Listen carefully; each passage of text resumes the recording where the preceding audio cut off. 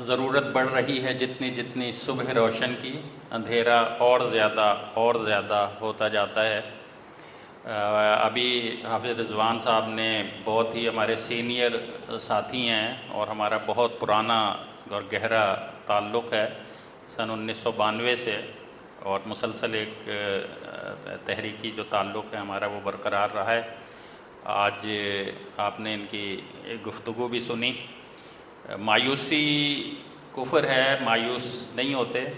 لیکن جو اسباب، جو صورتحال اس وقت ہے اس میں ظاہر ہے آگے کچھ نظر نہیں آ رہا ہوتا۔ مایوس اللہ سے نہیں ہیں بلکہ مایوس اپنی اعمال سے ہیں، اپنی حرکتوں سے ہیں، جس کی وجہ سے یہ ایک ایسے بحران کی طرف ہم بحیثیت قوم چلے گئے ہیں۔ اور اگر مجموعی طور پہ پوری انسانیت کو دیکھیں تب بھی آپ کو یہی صورتحال نظر آئے گی، تقسیم در تقسیم ہے، اور کئی اعتبار سے تقسیم ہے، مذہب کے اعتبار سے تقسیم، فرقوں کے اعتبار سے تقسیم، اور قومیتوں کے اعتبار سے تقسیم، اسی طرح معاشی جو اعتبار سے تقسیم اپنی انتہا کو پہنچی ہوئی ہے۔ کتنے ممالک ہیں جہاں پر ہر چیز ہر ایک کو دستیاب ہے، اور کتنے ممالک ہیں جہاں پر غربت پنپ رہی ہے۔ ابھی جو اس وقت کی مہنگائی ہے ہماری، وہ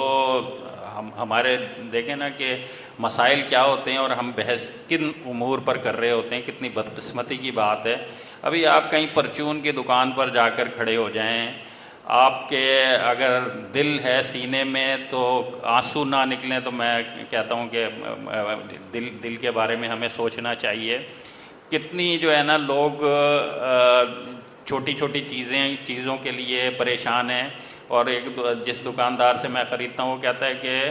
لوگ 10 روپے اور 15 روپے اور 20 روپے، جس کو اب کوئی چیز پرچون کی جس سے ملنا مشکل ہے لے کے آ جاتے ہیں، اور کہتا ہے میں پھر بھی کچھ نہ کچھ دے دیتا ہوں۔ ایک عورت آئی کہنے لگی کہ وہ تیل دے دیں مجھے 50 روپے کا۔ اس نے کہا کہ بھئی کھلا تیل ہے نہیں، پیکٹ ہے اور وہ 120، اور سب سے چھوٹا پاؤچ جو ہے وہ 1 پاؤ کا ہے اور وہ 120 روپے کا ہے۔ تو اب وہ بیچاری عورت جو ہے وہ پیسے تھے نہیں، وہ واپس چلی گئی۔ اب گھر کی لازمی ضرورتیں ہیں، آٹا ہے، تیل ہے، اور گھر کی گھریلو سامان ہے، سبزی والے کے پاس چلے جائیں کیا، تو کتنی یعنی ایک ہوتا ہے نا کہ قوم جو ہے وہ اس اعتبار سے، مذہب کے اعتبار سے تباہ حال ہے، لیکن معاشی اعتبار سے ترقی کر رہی ہے۔ یہاں تو معیشت بھی یعنی دنیا بھی خراب ہے اور آخرت بھی خراب ہے۔ اب اس میں ہم نے یعنی نبی کریم صلی اللہ علیہ وسلم کی سیرت، آپ کی سنت، انبیاء کرام کی سنت ہمیں یہ بتاتی ہیں کہ بھئی اپنا کردار کا تعین کریں، اور حالات سے مایوس ہونے کے بجائے حالات کو بہتر بنانے کے لیے اپنے حصے کا کام کر ڈالیں۔ یہ کوشش جو ہے وہ آپ نے کرنی ہے۔ ابھی دیکھیں کہ یہ حالات تبدیل ایک فرد کی کوشش سے نہیں ہوتے، انفرادی کوشش سے نہیں ہوتے،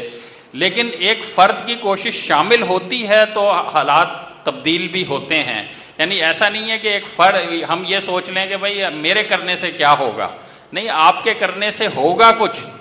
اور آپ کو دیکھ کے اگر یہ بات سب سوچنے لگیں کہ میرے کرنے سے کیا ہوگا تو کچھ بھی نہیں ہو سکتا۔ لیکن جب سب یہ سوچنے لگیں کہ یار جتنا میں کر سکتا ہوں اتنا تو کروں، تو پھر دیکھیں کتنی بڑی تبدیلی آتی ہے۔ تو یہ جتھے بندی اور جماعت بن کر کام کرنا اس وقت اہل حدیث کے ساتھ سب سے بڑا جو چیلنج ہے وہ یہ ہے کہ ہم کس طرح مل جل کر کام کریں، بغیر کسی کی ٹانگیں کھینچے۔ جو وہ ترقی کر رہا ہے اس کو دیکھ کے تو حوصلہ اس کے بڑھائیں، اس کی عزت احترام کریں، اور اس کے لیے مواقع، اور اس کے لیے اگر کوئی اچھا مدد نہیں کر سکتے تو اس کے لیے دعا کر دیں کہ اللہ اس کو اور ترقی عطا فرمائے۔ اتنا اعلیٰ ظرفی اور اتنا وسیع ذہن یہ جو ہے نا وہ اس وقت کی ضرورت ہے۔ ابھی جو ہے نا نبی علیہ السلام کے تمام صحابہ، آپ ابھی دیکھیں عظمت صحابہ کے موضوعات پر آپ بہت تفصیل سے بہت کچھ سنیں گے۔ رمضان یہ محرم الحرام کا مہینہ شروع ہونے لگا ہے، تو اب صحابہ کرام میں سے ہر شخص جو ہے وہ کوئی نہ کوئی اس کا آپ کو ملے گا کہ بھئی اس صحابی نے اس موقع پر یہ کارکردگی دکھائی، اس صحابی نے اس موقع پر یہ کارکردگی دکھائی، تو سب کی کارکردگی نے مل کر ایک بڑا عظیم انقلاب برپا کر دیا۔ تو یہ ہر شخص جو ہے، اور پھر دیکھیں اس وقت ایک سب سے بڑا مسئلہ یہ ہے کہ قیادت کا ہر سطح پر بحران ہے، قیادت کا ہر سطح پر بحران ہے۔ قیادت کا معنی یہ ہوتا ہے کہ قوم کو آگے کے رستے دکھانا اور اس کو ساتھ لے کر چلنے کی کوشش کرنا۔ ایک شخص جو ہے کسی علاقے کا ناظم ہے وہ بھی قائد ہے، ایک شخص جو ہے کسی حلقے کا ناظم ہے وہ بھی قائد ہے، ایک شخص کسی ضلع کا ناظم ہے وہ بھی قائد ہے، لیڈر ہے، اسی طرح ایک شخص شہر کا ناظم ہے وہ بھی لیڈر ہے۔ تو یہ لیڈرشپ ہوتی ہے کہ جو افراد کو اور قوم کو کسی صحیح راستے کی طرف لے کر جاتی ہے۔ لیکن جب لیڈرشپ میں بگاڑ ہو یا نااہلی ہو تو اس کا نتیجہ یہ ہوتا ہے کہ وہ جماعت ترقی نہیں کرتی تو وہ مقاصد حاصل نہیں ہوتے جس مقصد کے لیے جماعت چل رہی ہوتی ہے۔ تو ہمیں یہ ہو صداقت کے لیے جس دل میں مرنے کی تڑپ، پہلے اپنے پیکر خاکی میں جان پیدا کرے۔ لیڈر بننے کے لیے یعنی کسی جماعت کا عہدیدار بننے کے لیے، عہدے پر آنے کے لیے آدمی یا تو اپنے اندر وہ اہلیت پیدا کرے، کوشش کرے کہ میں وہ اہلیت اپنے اندر پیدا کروں کہ جو ایک لیڈر کے لیے ہونی چاہیے، ضرورت ہے اس صلاحیت کی، اس جوش کی، اس جذبے کی، اس اپنے مقاصد سے وابستگی کی، اس قربانی کے جذبے کی، اس طرح کی صورتحال پیدا کریں اور وہ اس منصب پر آئیں۔ اور اگر یہ چیزیں پیدا نہیں ہوتی تو پھر کسی منصب پر بیٹھنا اس سے بڑا کوئی گناہ اس دور میں ہو نہیں سکتا، اتنا بڑا جرم ہے۔ کیونکہ ایسے لیڈر کہ جو اپنے منصب کا حق ادا نہیں کر پاتے، جن کے اندر وہ صلاحیت اہلیت نہیں ہوتی، تو وہ کیا کرتے ہیں، وہ ہر وقت ڈرے رہتے ہیں۔ ان کو یہ خوف رہتا ہے، یعنی کوئی بھی فعال بندہ آئے گا اس سے وہ ڈریں گے، کوئی بھی باصلاحیت بندہ آئے گا اس سے وہ ڈریں گے۔ ایک لیڈرشپ جو حقیقی لیڈر ہوتا ہے وہ اپنی صلاحیت کی بنا پر، اہلیت کے بنا پر، اور مسلمہ اس کی حیثیت بنتی ہے اور اس کو لوگ سمجھتے ہیں کہ یہ لیڈر ہے۔ لیکن دوسری طرح کے لیڈر جو حق ادا نہیں کر رہے ہوتے وہ ہر فعال بندے سے ڈرتے ہیں، ہر جو ہے نا ایسے بندے، تو ان کی جو قیادت برقرار رہتی ہے وہ اس وجہ سے نہیں رہتی کہ وہ قیادت کے اہل ہیں، بلکہ ان کی قیادت اس وجہ سے برقرار رہتی ہے کہ وہ ہر جو ٹیلنٹڈ آدمی ہے، ہر باصلاحیت آدمی ہے، ہر جو ہے فعال آدمی ہے، اس کو کل کر رہے ہوتے ہیں، اس کو کل کر کے خود اپنے، اور مقصد صرف یہ ہوتا ہے تاکہ اپنے آپ کو برقرار رکھ سکیں۔ اس وجہ سے پھر جماعت ترقی نہیں کر رہی ہوتی۔ یہ کوئی معمولی بات نہیں ہے، یہ بڑی اہم بات ہے کہ اگر آپ منصب، اگر آپ عہدے کا حق ادا کر سکتے ہیں تو آپ عہدے دار بنیں، آپ عہدے پر رہیں، لیکن اگر آپ مقصد پورا نہیں کر سکتے ان عہدوں کی پر جو ذمہ داریاں عائد ہوتی ہیں اس کی نسبت سے، وہ آپ کے اندر وہ ٹیلنٹ نہیں ہے، وہ صلاحیت نہیں ہے، تو خدا را دوسروں کے راستے مت روکیں، دوسروں کو موقع دیں تاکہ وہ بندہ آ کے، ابھی یہ نبی کریم صلی اللہ علیہ وسلم نے ایسے ہی نہیں کہہ دیا تھا کہ کسی کو منصب دینا ایسا ہے جیسے اس کو الٹی چھری سے ذبح کیا ہے۔ ایک تو ذبح کرنا اور دوسرا الٹی چھری سے ذبح کرنا، یعنی انتہائی تکلیف دہ طریقے سے۔ اسی وجہ سے صحابہ کرام منصب اور عہدوں سے دور بھاگا کرتے تھے کہ یہ بڑی بھاری ذمہ داری ہیں، لیکن کیونکہ قوموں کو چلانے کے لیے، ریاستوں کو چلانے کے لیے یہ مناصب دیے جاتے ہیں، عہدے دیے جاتے ہیں، اس وجہ سے یہ مجبوری بن جاتی ہے۔ تو اگر آپ اپنے اندر صلاحیت پیدا کر لیں گے، اس کی نسبت سے اپنے جوش اور جذبے میں اضافہ کر لیں گے، تو پھر جب آپ منصب لیں گے تو آپ کو ٹیلنٹڈ لوگ خوف زدہ نہیں کریں گے، بلکہ آپ ان کے ٹیلنٹ سے مزید فائدہ اٹھانے کی کوشش کریں گے، اور آپ کا اتنا اعلیٰ ظرف ہوں گے کہ آپ یہ چاہیں گے کہ بھئی یہ اگر مجھ سے بھی زیادہ کوئی باصلاحیت آدمی ہے تو یہ آ جائے اس منصب پر، یہ مجھ سے بھی زیادہ آگے نکل جائے، یہ مجھ سے بھی آگے جو ہے نا ترقی کرنا شروع ہو جائے۔ تو اس وجہ سے میں کہتا ہوں کہ ہمیں جماعتی زندگی کی ایک طرف آنا ہے، اور دوسرا اپنے اندر صلاحیت پیدا کرنی ہے، اپنے اندر یہ توانائی لے کر آنی ہے کہ ہم جماعت کے مقاصد کو حاصل کرنے کے لیے اپنی تمام صلاحیتیں بروئے کار لائیں گے اور اس کے ذریعے سے جماعت کو ترقی دیں گے۔ یہ جب ہر جماعت کے ہر بندے میں، ہر فرد میں، ہر سطح پر اس طرح کے سوچنے سمجھنے والے لوگ آئیں گے تو یقین کریں کہ پھر جماعت ترقی کرے گی۔ جماعت کے جو اس وقت مایوسی کی کیفیت طاری ہو جاتی ہے، ایک جمود طاری ہو جاتا ہے، مہینوں سے سالوں سے لوگ جو ہے وہ عہدوں پر ہوتے ہیں، موجود ہوتے ہیں، لیکن جماعت کی ترقی جو ہے نا وہ الٹا ریورس گیئر لگ رہا ہوتا ہے، اس کو سوچ نہیں رہے ہوتے۔ تو اور جو جب یہ ان کے منصب پر کوئی کسی قسم کا کوئی خطرہ نمودار ہوتا ہے تو اس میں پھر جب آپ اپنے اندر صلاحیت پیدا نہیں کریں گے اور اسی طرح خوف زدہ رہنے کی پوزیشن میں ہوں گے، آپ ہر فعال اور ٹیلنٹڈ آدمی کے ساتھ آپ کو خطرہ محسوس ہوگا، تو پھر جب خطرہ محسوس ہوگا اپنے بچانے کے لیے آپ سازشیں کریں گے، اور اپنے اس جو صلاحیتیں آپ کی تعمیر کی طرف صرف ہونی چاہیے تھیں، وہ صرف اپنی ذات کو بچانے کے لیے، اپنے منصب کو بچانے کے لیے وہ صلاحیتیں آپ کی صرف ہو رہی ہوں گی، تو آپ بتائیے کہ پھر جماعت کے مقاصد کہاں چلے جائیں گے۔ اس وقت دیکھیں نا کہ کتنا بڑا دعوتی چیلنج درپیش ہے، کتنے بڑے کام کرنے کی ضرورت ہے، ہر طرف بگاڑ ہے، ہر طرف برائیاں ہیں، اور ہم جو ہے صرف اپنے عہدوں کو بچانے کی فکر میں لگے رہیں۔ ہم جماعت کو ترقی دینے کے بجائے صرف ہمارا مدمع نظر یہ رہ جائے کہ ہم کس طریقے سے اپنے ان عہدوں پر فائز رہیں اور ان عہدوں پر برقرار رہیں، اور ان کو جو ہے نا جو بھی ان عہدوں کے لیے خطرہ بنے اس کو ہم اجنبی بنا دیں، جماعت سے نکال باہر کر دیں، اس خطرے سے جان چھڑا لیں، تو بتائیے پھر کیا ترقی ہوگی۔ اس وجہ سے میں کہتا ہوں کہ ہمیں اللہ رب العالمین کے ہاں ہم سب نے جانا ہے، اور پتہ نہیں ہے کہ کس وقت کس کی موت آ جائے، اور موت آنے کے بعد جو سارے معاملات ہیں وہ ہم سب، یعنی سب سے زیادہ زور ہی قرآن اور حدیث میں اسی بات پر دیا ہے۔ ساری مکی صورتیں آپ اٹھا لیں، ابھی حافظ صاحب بھی بات کر رہے تھے تقوی کی، اللہ کے خوف کی، اللہ کے ڈر کی۔ سب سے بڑا خوف اس بات کا ہو ہمارے اندر کہ بھائی جو کچھ میں کر رہا ہوں، میں جب قبر میں جاؤں گا میں کیا جواب دوں گا؟ جب قیامت کے دن میرا حساب ہو رہا ہوگا تو میں کیا اللہ کو منہ دکھاؤں گا، اور کس طرح اپنے اس عمل کا دفاع کر سکوں گا جو میں اس دنیا میں کرتا رہا ہوں۔ تو جب اللہ کا خوف آتا ہے، اسی وجہ سے تربیت میں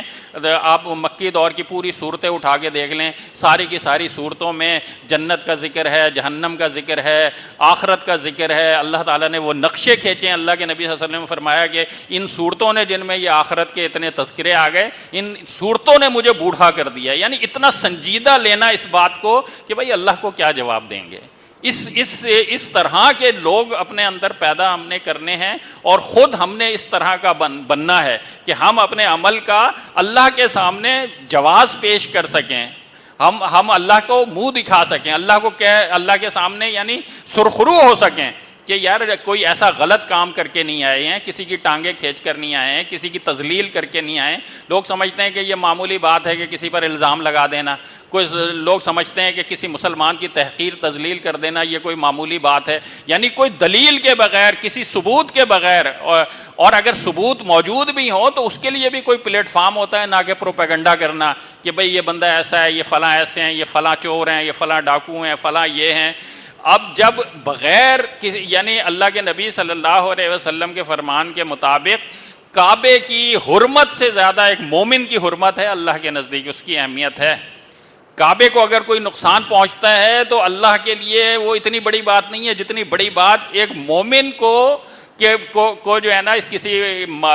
پر الزام لگا کر یا اس کی کسی طریقے سے تحقیر کرنا، کسی کی تذلیل کرنا، ہم سمجھتے ہیں یہ معمولی بات ہے، اور ان باتوں کو ہم آگے بھی بڑھاتے رہتے ہیں، بجائے اس کے کہ ہم تصدیق کر لیں، ہم تحقیق کر لیں، ہم سوچ لیں۔ اور پروپیگنڈا کرنا، اور بالخصوص کسی بھی برائی کا پروپیگنڈا کرنا، وہ اس برائی سے بھی بڑا نتائج دے جاتا ہے، خطرناک نتائج دے جاتا ہے۔ اس وقت آپ کی جو سیاسی لیڈرشپ ہے، مذہبی لیڈرشپ ہے، آپ کو نظر آ رہا ہے کہ ان کے اوپر سے اعتبار ختم کیا گیا ہے. کچھ لوگ غلط بھی ہوں تب بھی اعتبار اگر قائم ہونا تو قوم کے اندر نظم برقرار رہتا ہے, استحکام برقرار رہتا ہے. لیکن اس وقت صورتحال یہ ہو گئی ہے, وہ اس کو برا, وہ اس کو برا, اور اتنے غلیظ پروپیگنڈے, اتنے گھٹیا قسم کے پروپیگنڈے ایک دوسرے کے خلاف ہوتے ہیں کہ ایک عام آدمی جو ہے کسی پر اعتبار کرنے کے لیے تیار نہیں ہوتا. اور ایسی قوم جس کے اندر قابل اعتبار لوگ ختم ہو جائیں تو وہ قوم کبھی بھی جو ہے نا اس قوم کو کسی صحیح سمت میں آگے نہیں بڑھایا جا سکتا. تو یہ اتنی سنگین چیزیں ہیں جو آج سوشل میڈیا کا ایک فتنہ ہمارے ہاتھوں میں آ گیا ہے, جس کی وجہ سے جو ہے وہ ہر ایک کی پگڑیاں اچھل رہی ہیں, ہر ایک کے بارے میں. تو میں یہ کہتا ہوں کہ اپنی زبان کی حفاظت ہم نے کرنی ہے, اپنے دماغ کی حفاظت کرنی ہے, اپنے قلم کی حفاظت کرنی ہے, اپنے جن اشاروں سے ہم اپنے فیس بک پہ لکھ رہے ہوتے ہیں, واٹس ایپ پہ لکھ رہے ہوتے ہیں, ان اشاروں کی حفاظت کرنی ہے کہ کہیں ایسی چیز ہمارے ذریعے سے آگے نہ بڑھ جائے جس کی وجہ سے ہمیں آخرت میں جواب دہی کرنا پڑے. اور یہ معمولی بات نہیں ہوتی ہیں, آخرت میں کوئی لمبی چوڑی تقریریں کی پکڑ نہیں ہوگی, بلکہ ایک ایک جملے کی بعض اوقات پکڑ ہوتی ہے, اور ایک جملے کی وجہ سے انسان جو جنت کے قریب چلا گیا ہے وہ جہنم کے گڑھے میں گرا دیا جاتا ہے. تو یہ اتنی معمولی بات نہیں ہے. پوری تقریروں کا نوٹس لینا وہ تو ایک بہت ہی بڑی بات ہو جائے گی, لیکن اللہ کے ہاں تو ایک ایک جملے کی پکڑ ہے. اس وجہ سے بڑے محتاط رہ کر زندگی بسر کرنی ہے, اپنے عزائم کو جوان رکھنا ہے, اپنے ارادوں کو بڑھانا ہے. حالات کسی بھی قسم کے ہوں ان حالات سے نبرد آزما ہونا ہے. اللہ کی مدد ان لوگوں کے ساتھ ہوتی ہے کہ جو اللہ کے لیے کام کر رہے ہوتے ہیں, جن کے پیش نظر اپنا مفاد نہیں ہوتا, جن کے پیش نظر اپنا منصب نہیں ہوتا, جن کے پیش نظر خود اپنی ذات نہیں ہوتی, بلکہ وہ جو کچھ کر رہے ہوتے ہیں صرف رضائے الہی کے لیے کر رہے ہوتے ہیں. اور اللہ دلوں کے بھیدوں سے آگاہ ہے. ہم دوسروں کو کتنا بے وقوف بنا لیں کہ یہ ہم اللہ کے لیے کر رہے ہیں, لیکن ہم خود جانتے ہیں کہ کون سا کام ہم اللہ کے لیے کر رہے ہیں اور کون سا کام ہم اللہ کے کام کی آڑ میں اپنے مفادات کے لیے کر رہے ہوتے ہیں. تو ہمیں اپنے اس بات کا, یعنی اللہ کی جن لوگوں کو معرفت ہے وہ جانتے ہیں کہ اللہ کو کوئی بھی بے وقوف نہیں بنا سکتا, اللہ کو کوئی مس گائیڈ نہیں کر سکتا, کیونکہ وہ ہمارے دلوں کے بھیدوں سے آگاہ ہے. جہاں پر ہمارے دل میں کسی کام کا ارادہ بنتا ہے, اللہ تعالیٰ اس ارادے کے پیچھے اس نیت کو بھی جانتا ہے جو ہمارے دل میں موجود ہے. تو اس وجہ سے اپنی نیتوں کو صاف کرنا ہے, اپنے ارادوں کو پاکیزہ بنانا ہے, اور اخلاص کے ساتھ اللہ کے لیے کام کرنا ہے. دنیا کی کوئی طاقت آپ کو نقصان نہیں پہنچا سکتی, ہر طاقت کے ساتھ آپ نبرد آزما ہو سکتے ہیں. ابھی حافظ رضوان صاحب نے جو واقعہ بیان کیا طالوت اور جالوت کا, کم من فیۃ قلیلۃ غلبت فیۃ کثیرۃ باذن اللہ, کہ اللہ نے کئی مرتبہ ایسا ہوا ہے کہ چھوٹے سے گروہ کو اپنے سے طاقتور گروہ پر اللہ نے غالب کر دیا, اللہ کی مدد سے غالب آ گئے. تو اگر آج بھی ہم ایک ہو جائیں, آج بھی ہم اپنے دلوں کو صاف کر لیں, آج بھی ہم اپنے خالص اللہ کی رضا کے لیے کام کرنے پر آمادہ ہوں, تو اللہ وہی ہے جو لوگوں کو عزتوں سے نوازتا رہا ہے, لوگوں کو اقتدار سے نوازتا رہا ہے, لوگوں کو تو بڑے بڑے لوگوں پر غلبہ, ریاستوں پر غلبہ عطا فرماتا رہا ہے. آپ بھی اگر ایسے بنیں گے تو انشاءاللہ یہ سب کچھ اللہ آپ کے ساتھ بھی کرے گا. اسی پر میں اکتفا کرتا ہوں. آخر دعوانا الحمدللہ رب العالمین.